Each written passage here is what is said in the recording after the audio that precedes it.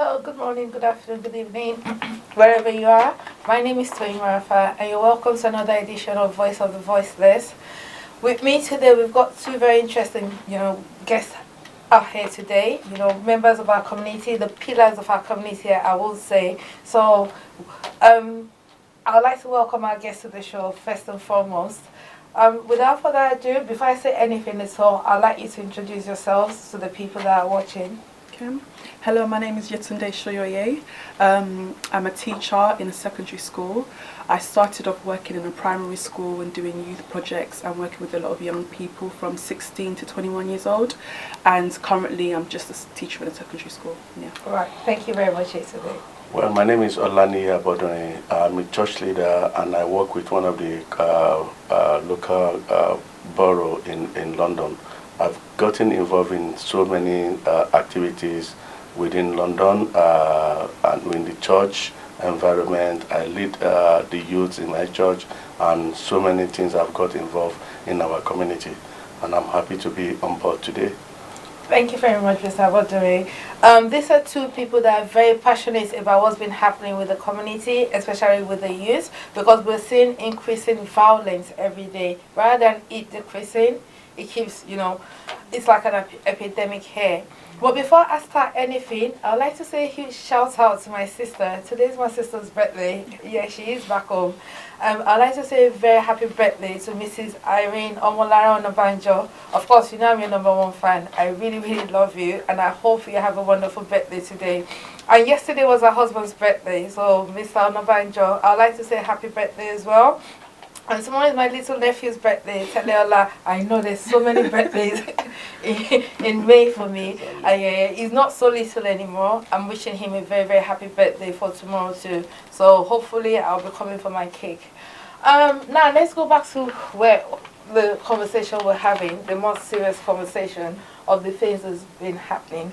As a teacher, I'll come to you first because I'm sure you've seen a lot of these things that is happening with the youth. You've seen the influences, what the peer pressure, and a lot of other things that is generating this knife crime. Can you give us a brief, description about it from your own point of view, your experience? For me, I would say that it starts very young. Right. Yeah, very, very young. That's something that I noticed when I was working in a primary school. So how young would you say is I young? would say from the ages of 8 to 9 years old. Wow. Yes, they become like quite influenced. You see certain types of behavior. Sometimes it's just the way they dress, from wearing their pants down in the playground, just walking with the bop, Yeah. The attitude that they have towards teachers, getting excluded in school. Yes. Getting into fights, and just certain things that actually scared me. I was thinking, whoa, like I grew up in an area where I had friends, and I grew up with people who were, on the streets, in gangs, in and out of prison, who died. But I never realized how young it actually started until I worked in a primary school. Yeah. So I would say that from there, I think it's very crucial that parents and families are involved from as young as 6, 7, 8 to start getting involved, start getting kids involved in activities, start coming to parents' evening, taking things very seriously. But then, to be fair on parents, if I'm gonna balance it out and support them as well, it's not so easy, especially from families who maybe come from very strict cultural backgrounds, maybe where they beat their children or discipline them. Yeah. Sometimes they're quite limited. I remember an incident where there was a young boy who was extremely naughty in school. He was just out of control, and they called his father in to report him, and his father went home and disciplined him. But then he came back to school and told them, my dad did this, blah, blah, blah. And the father got arrested. The social services got involved. They went to court. They took the son away. And then after that, they released him, obviously, because they couldn't really press any charges on him. But after that, the son he got worse. Then they called the father in again, and the father said, you know what, you guys take care of him. You created the devil, you created the monster. I'm not getting involved, because when I wanted to get involved, when I did get involved, you got social services involved. So I do understand the limits that parents do have in disciplining their kids from young. I see. But at the same time, I think it's about parents trying to find other alternative to kind of building a relationship or engaging their young child into maybe activities or things just to kind of help them stay on the right track, you know? Right. Yeah. Oh, I see. So building upon what Hannah said just now, you're a parent, and I know you've got a lot of young men, and you've got one little girl. So building on what she said, how do you find that balance between culture, you know, well, I won't say punishing or, you know, trying disciplining. How do you find that balance between culture, discipline, and the system? Well, I find it very, very disheartening at times when I see what goes on in the community, because I work with the community and I know what happens there. Well, we need to cherish our culture, and at the same time, for the fact that we are in this part of the world, we need to balance things. Yeah, discipline a child, it's something we need to do, and because of the system we find ourselves in, well, it's really making the parent handicap in doing some of these things. And going back to what Anna has just said, yeah, I mean, as a boy was not in the school, the parents was going to get involved, beat him or smack him or sort of things, and the social services got involved. This is another problem we're having in the community. The system, the law has to change, right? Smacking, back in the days where I came from, you dare not, right? We will be asked in the school to bring what is called pankere then. Yeah, you cannot misbehave with the parent. Who is that teacher? Yeah, that will tell you not to discipline your child. But unfortunately, this is what is happening in this part of the world. That alone creates another vacuum whereby the parent has little to do. Yeah, we read in the news, we see it every time that if a parent discipline or smack the child, or they go back to school, if there's a mark, then the social services will get involved. And this wasn't things. You understand what I'm talking about? The government need to come in. I'm not saying, yeah, they should give the parents the authority to smack or to beat. You understand what I'm talking about? But we need to balance these things. It's a serious issue in the society. You cannot talk to the youth, the children. They have no respect. They have no regards for anybody. You see them on bus. You go on board, you see them, you cannot talk to them. We've seen it on the news, we have read it in the newspaper, whereby people are being beaten for correcting them not to make noise in the public transport. It's an issue. So which the parents, like Anna said, we need to go back home. I mean, get onto the drawing board and get these things right. Yeah, the parent has got a lot of things to offer. You understand what I'm talking about? That's just the situation here. Right. Yeah. Oh, thank you for that, because that was very, very, you know, both of you, that was very explicit. Those are the things that we really need to see. We really need to put out there to let people know that we are doing. Can I just to kind of go on what he said about, like, I totally agree in terms of the government limiting parents and certain things with, you know, rules of social services. But then I think that because, you know, to be realistic, our culture comes from what we learn back home. You know, we're in a different kind. We're in the Western world. Things work differently. We've decided to raise our children here. We've come here to, you know, live. So sometimes it maybe means we have to take that responsibility to maybe find a different alternative. Maybe, you know what, there's the saying, when you're in Romans, behave like the Romans do. Exactly. And although it's not about just leaving your kids, but however, maybe we have to find and go that extra mile to find a different way to handle our children. You know, all kids are different. You can't treat all kids the same or use the same methods for all children. But maybe it's about really knowing your child, knowing finding out what the issue is with your child. Sometimes it's not just about bad behavior. You know, there are a lot of behavioral problems, psychological problems that I think sometimes Africans need to kind of acknowledge and accept. It could be mental issues.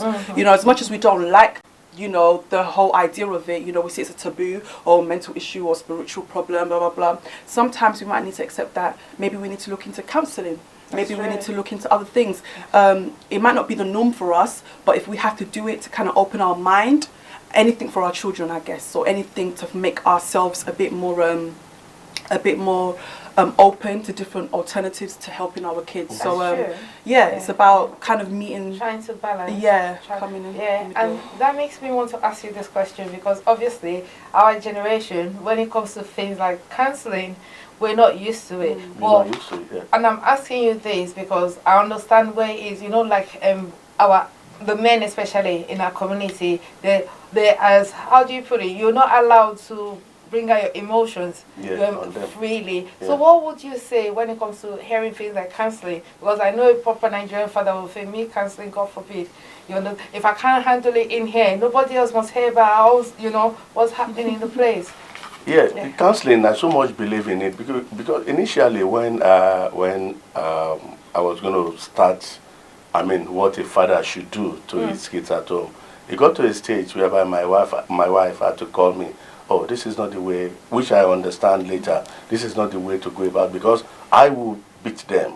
Not smacking. There is a difference between smacking and beating. In my own case, it's beating. I don't smack. Yeah. But when I started doing this, I mean, well, she called me and we spoke about it. And since then, honestly, I need to be honest with you, when we start talking to them, telling them, giving them advice, I think they are growing up to know exactly what they are. I'm not saying they are getting it right. I'm not saying they are the perfect one I have. They still have their shortcomings. But counseling plays a very vital role. But the question here is, how many parents go by that? That's true. You understand what I'm saying? Yes.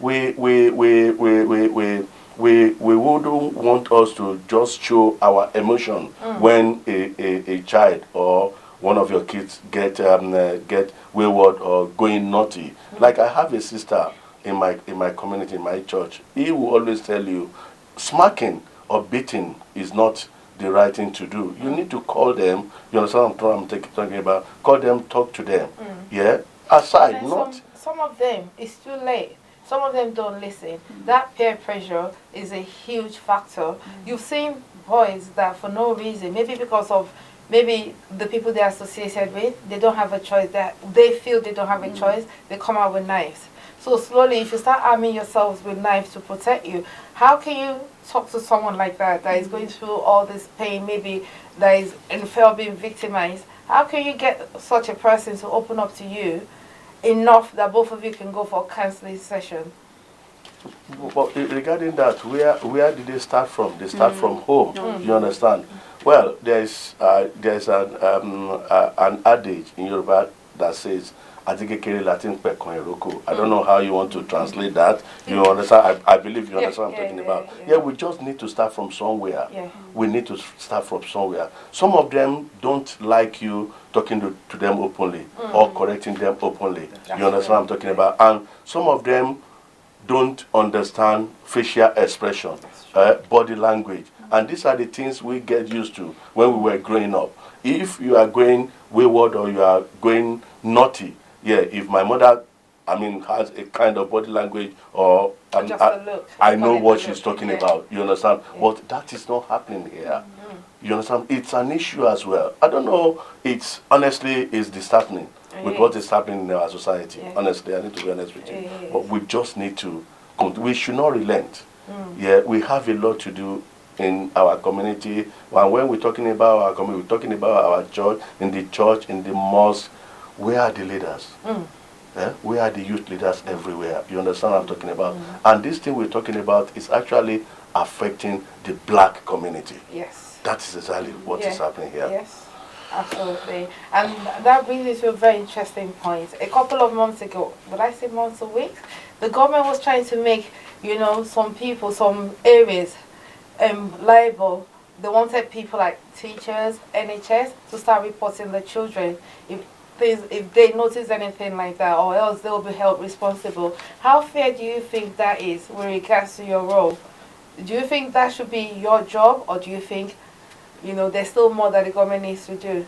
Oh gosh, I don't think it's just one person's job, you know. I feel like even with the government, there's only so much they can do, to be honest with you. I feel like it starts within ourselves as a community, family, church members, like you said, mothers, parents, everybody. I feel like it starts there. You know, the government can do only so much. I feel like they can only do maybe, personally, I would say maybe 40% in terms of maybe helping to provide the tools that we need, and maybe like youth clubs, or helping us to maybe provide facilities for us, for the youth to hold events, things like that. Maybe is what they can do. But in terms of enough though? Do you know what? What is enough? It's not their children dying. Do you know what I'm trying to say? It's not their kids. So I feel like we kind of expect too much from them when it's not their children. It's our children. It's our sisters. It's our brothers. So it's like we can't expect them to have so much responsibility. I feel like we need to put pressure on ourselves. We need to expect more from ourselves because they're living their lives. You know, it's part of their community. You know, they'll say, all right, we can give you a little donation here. You know, maybe pay for a little project here. But then it's not really money that's going to make a difference. You know, it's time, it's the passion, it's love. Love from us as a community towards these young people. I feel like that is what's going to make a difference. And it's us that are willing to take that time, or should be willing to take that time to really, I feel like it's all about time. It's not too late for people. It's not too late for young men. It's not too late for young women. It's just about us having the time and the dedication and the effort. They're doing what they feel is best as a government. If they feel like that's what's going to help them to achieve what they need to achieve, then so be it. But then I feel like it's only limited. There's only so much that they can do. Well, so still on that, right? When I heard about the project or whatever you want to call it, I said, well, there's another problem issue coming up. The question here is, the NHS or whatever agency the government is ready to use, would they be able to report exactly what happens? That's right. Yeah, the answer is no. You understand what I'm talking about? But it's just for the parents to have something to do. I will tell you, there are times, right, teachers in the school will call parents, oh, this is what is happening to your child, this is what is happening. And by the time they now ask, sorry to say, maybe because it's black, a black boy or black youth, by the time that you now want to ask what the issue is another story entirely. You understand what I'm talking about? The way the teachers, well, she's a teacher, she knows what I'm talking about. The way the teachers are going to portray the issue to the parents is quite going to be different from the way, you understand? It's, I mean, she knows, she quite understands what I'm talking about. That is exactly what we're talking about. Would they be able, NHS or whatever agency, would they be able to report exactly what happened? You understand what I'm talking about? And there's only so much information that they can provide, like you said. But for me, that's just when it comes to reporting people. For me, it's just about numbers, statistics. That's how I see it. For the government, it's not really about are they going to go into each individual home and find out what the issue is? Are they going to go and try help each individual? Not really. So for me, that's all. It's just all politics. It's just about numbers. So I don't even feel like, for me, that's not even relevant, to be honest. I feel like the groundwork is with us. I feel like that's where the relevant work is. So when we're talking about groundwork, I'll be using, you know, your experience as a church member and as a church leader, and your experience with, you know, raising, you know, youth, young boys. So when we're talking about groundwork, what are the things that we need to put in place now? Okay. Before we got here or got into the studio, I was trying to discuss with Yetunde about what needs to be done in the community as a church leader, as a teacher. It's just for us to bring them together, know what it means, know what we have gone through, know the kind of love we have for them. We cannot lead them astray. We are their father, we are their mother. It's just for us to bring them together, talk to them. You know, something like we, in my own place, in my community, now we've been trying to champion all these things, bring them together, because we are really losing our youth. I mean, when I say our youth, the black community has got serious issue. We are really losing them to the young world. You understand what I'm talking about? Then you might want to say it's irrelevant, but I want to tell you it's very relevant. The issue, the word, the Brexit. You understand? Very soon, the hate crime is going to get increased. That's right. You can imagine the damages, right? the Brexit issue has done to each homes. You understand what I'm talking about? True. Probably because he got married to somebody from outside the EU as a black person. What is their fate? You understand? That is another homes breaking. We've had a lot of breakages in home as far as this is concerned. Absolutely. Is the government ready to assist? No. It is the black, with the black, that need to work on that. That's true. Am I making sense? Yes, yes, that is absolutely. exactly what we're talking about. Yeah. A lot of things will be happening very, very soon. There is going to be increase in hate crime. That's true. We Honestly, see it every day. Even I walk on the That's- street every day. that's Every just the day. thing. I get it every day. Why don't you go back? You know, Brexit is here. So we see. So I can actually empathize and understand where you're coming from with that This is the issue. thing. So Yeah. how do we start with that? That's just the thing. That is another breaking homes coming up. You're going to have a lot of things happening very, very soon. I can see that happening. Coming, yeah. Powerful stuff, powerful stuff. Good morning, good afternoon, good evening. Once again, my name is Toyi Marafa, and you're watching Voice of the Voiceless. I've got Mrs. Shoye here with me, and I've got Mr. Abodunrin, and this is being filmed live from Heritage TV. Now, you can contact Heritage TV because they've got a lot of things going on now. They've got a lot of discount prices. They're ready to come and film wherever you are. Anything, maybe it's wedding, it's anniversaries, it's birthdays, it's ajodun, anything that you have, there's discounts on it now. They've got promotional prices, and it, as you can see, it is an online interactive TV where everybody, every household will be able to see all the events that you're having. There's an issue that is very interesting that I've always wanted to pursue. It's like the CAN's 10-year plan about within this knife crime violence will be eradicated, or there'll be problems or solutions in like 10 years. How feasible do you see that, or do you think that's just another excuse to just push it, you know, forward at least until his time is over, then somebody else comes and inherits the problem, or do you think he's being genuine? Oh gosh, I don't. Only God sees his heart. That's true. You know, so when it comes to somebody and if they've been genuine, I don't really like to have too much an opinion or judge that, because, like I said, only God sees his heart. Yeah. For me, I feel like in society we're always going to have some form of issues with related to gang. You know, gang crime isn't something new, or gang or violence isn't something new. It's been going on for a very long time. It's just that it seems to be getting reported now a lot more. It might have, you know, gone a bit worse over that, maybe the last, let's say 5-6 years. However, when I was young, you know, I'm 30 now. I just turned 30, but when I was Happy birthday. that was January, but thanks. Happy belated birthday. When I was 14, 13, Yeah. there was gangs, there was violence. You know, I remember we used to be maybe just hanging around the shops or sitting down outside the youth clubs, and then, you know, innocent guys would just be walking past, and then a group of boys would jump on them, beat them. I remember there was one time some young boy was doing shopping with his brother, and then a group of boys went over, took off their belts, started beating them, slashed them on the face. I saw blood squirting out of his cheeks. So I remember there used to be post-Cold Wars, you know, Peckham against New Cross against Woolwich against this, against that. So it's not something that's new. But to be honest, I wouldn't say back then people were just getting stabbed left, right and centre like now. Yeah, you know. But there always has been gang violence and crime. But I wouldn't say that. It's a difficult one because, you know, I don't like to say, okay, it's never going to end. You know, by God's grace, we will get to a point where we can, you know, put an end to this. But at the same time, we have to be realistic that it's not going to happen overnight.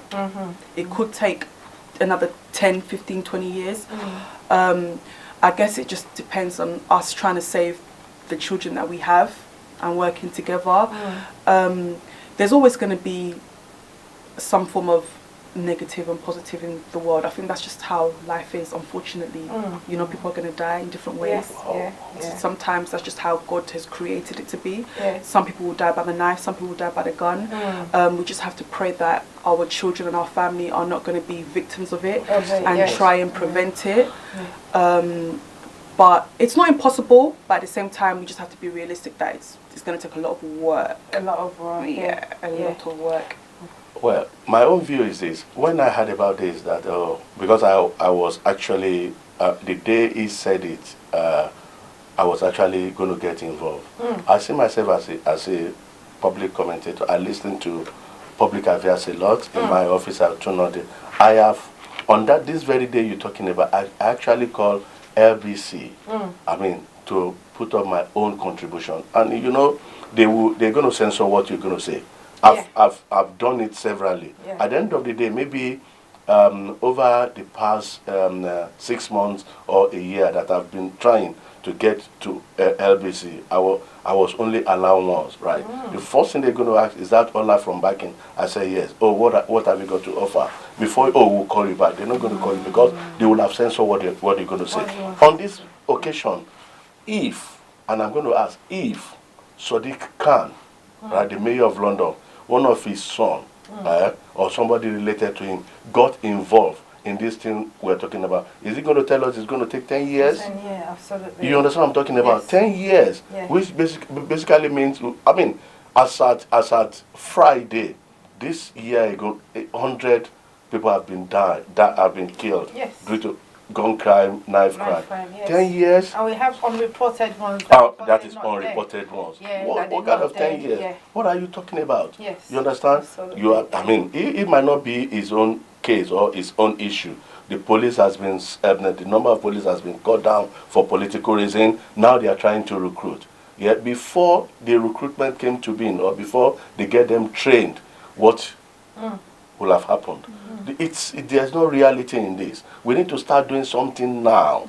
Now, because if we leave it for long, I don't know. Honestly, like she has prayed, where we pray nothing like this happens to anyone that is closer to us. But it's going to continue. It will. But till when? We can only reduce it. It cannot. It cannot be eradicated completely. I don't see that happening. Do you think it can be reduced by stop and search, or do you think they're placing too much emphasis on that? And you know, you have some police officers that they're power drunk, they're power crazy, that they'll be abusing these stop and search powers that they've been given, you know, Section 60, because of all that's happening. Do you think we can reduce it by stop and search, or do you think the government is placing too much emphasis on it? For me, I feel like it has its benefits. You know, I do see the benefits of it. But for me, I believe that with every positive comes a negative. You know, everything that has a good side always comes with some sort of bad side. Like you said, there's going to be officers that do abuse it. However, I don't think that's the only thing that's going to resolve the issue. There's a lot of factors that we need to consider. There's a lot of people, a lot of methods that needs to be taken on board. This isn't a small issue. You know, we're talking about people's lives here. So a stop and search isn't going to resolve everything or change everything. However, it does have its benefits, because there are times where they do stop young people who are carrying like great big knives and, you know, and imagine what they could have done in the next hour or so to somebody if they hadn't been stopped. But then at the same time, like you said, we do have officers who do abuse it, or who do target young men who are probably innocent, or just black young men. But then at the same time, you know, can we say we blame them 100%, you know, with what's being reported on the TV, even though it's just black people being reported, and it's not only black people or young black men that are carrying knives or that are killing themselves. There are white young men doing it also, you know, Caucasian, European, different. So, but it's what they're seeing on TV, so that's what they're believing is right. So they're gonna target who they see. If they see a black man's face on TV, okay, it's a black man we need to look for. But yeah, I think it has its benefits, but it's not the only solution. Well, yeah, I support what Anna has just said. It's at its own advantage, and the question here is, are they doing it the right way? I support stop and search. I support it, but the question again now is, are they going to where they think they need to get this thing done? Yeah, I can tell you, probably out of 10 people, maybe 8 black will be stopped and searched, because they have their mindset already that it's all black, it's all Asia, it's all about the minority, the minorities in the society. If they can do it the right way, why not? You understand what I'm talking about? And you see, in another issue in this part of the world is they're so much listening to what people say at times. Not always. Yeah. If they start now, oh, it's all about blacks, it's all about black. But before you know it, okay, let's stop it. They were doing it. There was a time they went by knife amnesty, whereby everybody came out, dropped their knives, also all sort of things. Yeah, we had it reduced. You understand what I'm talking about? Now it has started again. Will they be able to do it the right way? That's the question we need to be asking the agencies. And to be fair, you know, we can't generalize all officers the same. There are good officers out there, you know, who genuinely do understand the situation and do target people who they genuinely believe may be, you know, carrying something. But then there are also bad officers. So it's a difficult situation to put all police officers, because where there's a good, there's bad. Where there's bad, there's good. So, but then I think that's just how life works. That's true. You know, so that's why it's such a complex situation that we can't just look at it in one angle. We have to look at it this way, we have to look at it this way, we have to look at it upside down, we have to look at it from different perspective and look at different methods, because if we don't, then to be honest, we're just going to be going around in circles and having the same arguments 10 years from now, 20 years from now. So we kind of have to accept the truth and the, you know, which can be bitter, which can be sweet, and we just have to accept it that, you know, it's not always going to go our way, but at the same time we can't always blame, you know, like the government. You know, a lot of us say the government are not doing enough, but then there are one or two people in the government who genuinely may be trying, you know, but they're limited, you know. So it's such a complex topic. Yeah, thank you. We're just about to round up, but I just want to sneak in a quick question, because we have to round up very soon. It's regarding children from excluded schools, that they've always excluded them, maybe because they've been naughty, or, you know, they've committed like major crimes, violence and stuff. Do you think they've been handled the right way? Do you think exclusion is the right answer? Because this is a child that is already feeling isolated, segregated from the community, and now you've taken that child from a mainstream school and plunked him somewhere else. That will reinforce his negative self-image. So do you think that's the right way to go, or is it necessary because of all the other kids that are like doing good? That's a good question.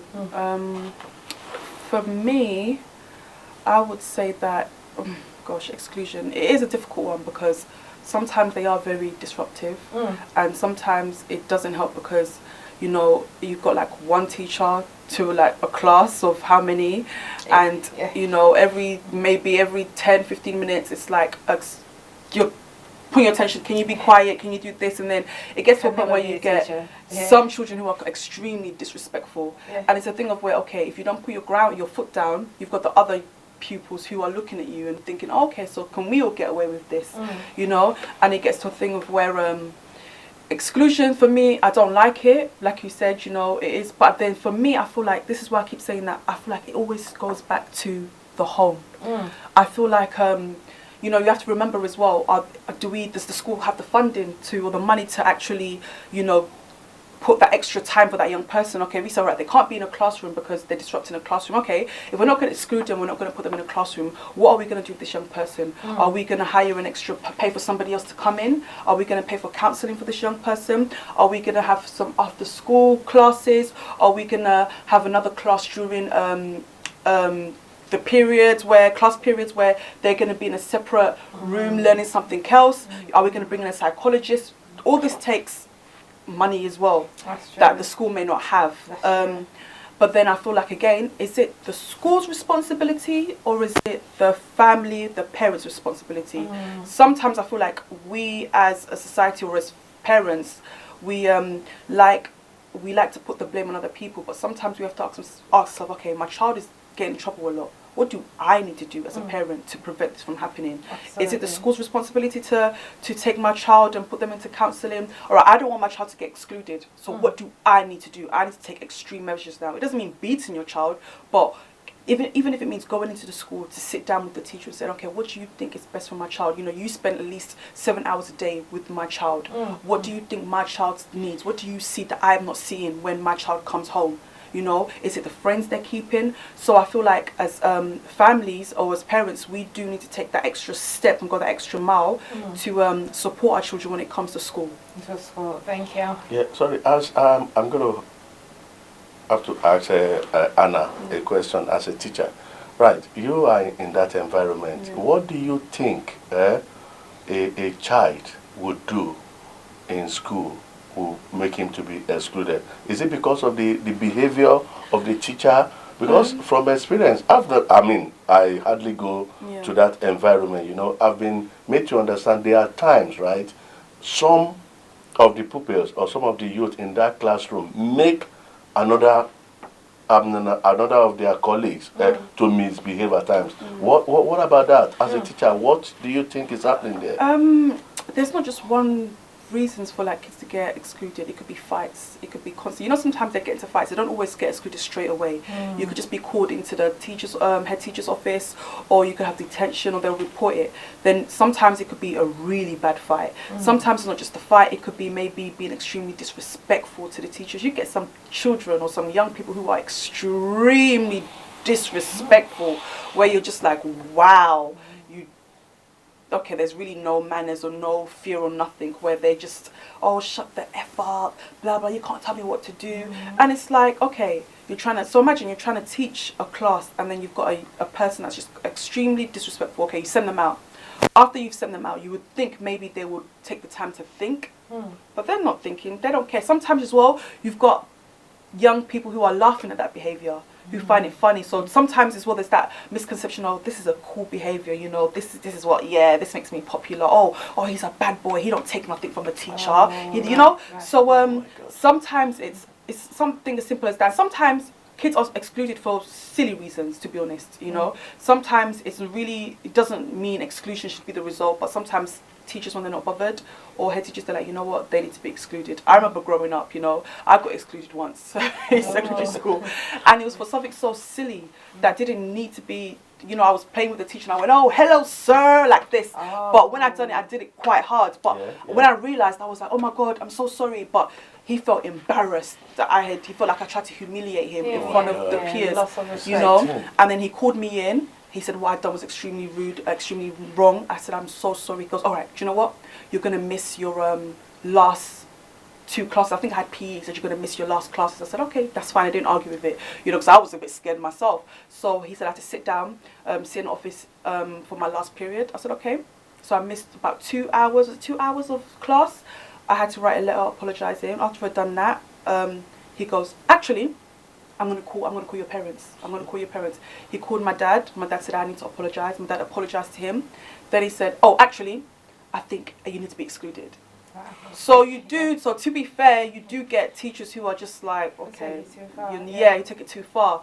So exclusion is not really, you know, it's not the best option. But sometimes, you know, the teachers don't have the time to. There's how many kids in a class, and are you going to take who's going to have that time? Or if they don't exclude that child in that moment, or after maybe 5-6 chances, what is going to be done if the child isn't changing? That's true. So I think they're trying to set an example. It's their way, because they can't beat your child. Yeah. You know, they can't beat your child. They can't do that. Yeah. And if they're called home and the parents are not making a difference, what is there left to do? Okay, we're going to keep you in a class. Okay, they'll keep them in a class, but then they keep disrupting a class.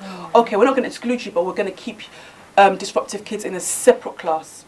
All right, who's going to teach them that? Have they got the funding to hire some? So it's, like I said, it's a complex situation again. Yeah. So is the school to blame? Are they completely responsible for our children? Or is it us? I mean, on that note, I think I'm just going to leave it there, because I'll allow the viewers to answer that question, because it is very deep, and that's one of the reasons why we're doing this, because we believe every life matters, every child matters. So this, you know, stabbing and killing each other for, you know, little reasons, it doesn't make sense to us, and we're prepared to fight to eradicate it. And you've seen my 2 guests. They don't know yet, but they're part of our family now. So we've got a lot of projects that we're doing, and we will be welcoming them back. I understand you're youth coordinator at your church, so definitely we'll be having words with you, because we're already training youth right now. We want to train them our way, so that negative stereotype, they will not buy into it when they're grown enough, you know, to start life on their own. And this is Mr. Abodunrin here as well. He's a church elder, but he's a very respected man of the society as well. Okay. I'm sure we'll be seeing a lot of you because you'll be part of the projects as well. We just want this youth to see our mentors, to see that there's strong black men out there that are ready to help and ready to mentor and ready to train them. Once again, this is Toyin Rafa from Voice of the Voiceless. HeritageTV, you can contact them if you have anything to do. You know, if you've got an event like a wedding, what other events do we have? Yeah. If you have any event that you need someone to cover, you know, child naming, wedding, birthdays, you know, anything. They're offering promotions, sales, anniversaries, and we have. What do you do at church? Harvest. Harvest. We have all those ones. Please feel free to contact them, and they'll give you wonderful prices. And they're simply the best. They'll be able to cover it the best way. You know, you want them to. Anyway, thank you very much for watching this episode today. It's been really, really interesting, and it's been really, really heartbreaking. But it's opening our eyes, you know, a lot more. We will not stop finding, you know, ways to stop this youth, you know, from killing each other. I will not stop. We will not stop until we find ways where they themselves can find values in themselves. My name is Toyin Rafa, and you have a good morning, good afternoon, good evening, wherever you are.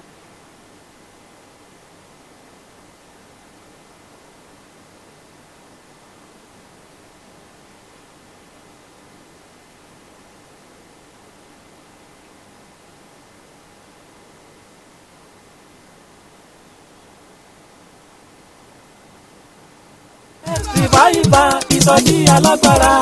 Ìsọjí ayérayé. Ìsọjí ayérayé. Ìsọjí ayérayé. Great revival. Èyí tó pa bọ̀bọ̀ àjọ̀dún kẹta ẹgbẹ́ wákàtí àlàáfíà ìyẹn 3rd year anniversary of Hour of Peace Evangelical Ministry. Open tí ó wáyé ní Friday 28th June ọdún yìí ìyẹn 28/6/2019 láago mẹ́wàá lẹ́ títí di aago mẹ́rin ọjọ́ kejì. Ẹ wá mi ẹ̀yin yóò sì yè seek me and live làkòrí ìtọ̀tẹ̀ yìí tó máa wáyé ní Castle Green, Grave Street, Diagram Exit, RM9 4UN. Brethren, join us. Let's seek him so as to live together and your situation shall turn around for better. Bẹ́ẹ̀ lànú rẹ̀ máa fọhùn láyé onípojúpo ènìyàn. Ẹ má gbàgbé o, June 28, 2019 ní sọjí ohun àjọ̀dún yẹn máa wáyé láago mẹ́wàá lẹ́ títí di aago mẹ́rin ọjọ́ kejì 10 p.m. to 5 a.m. Kẹ́ni tó gbọ́ kó sọ fẹ́ni tí ò gbọ́ bọ́ọ̀lù máa ṣiṣẹ́ àmì ohun iṣẹ́ agbára fẹ́ kò rẹ́rí àlàyé ẹ pè sórí ẹ̀rọ ìbánisọ̀rọ̀ yìí 07939198946 àti 07550804352. Jésù ni Olúwa.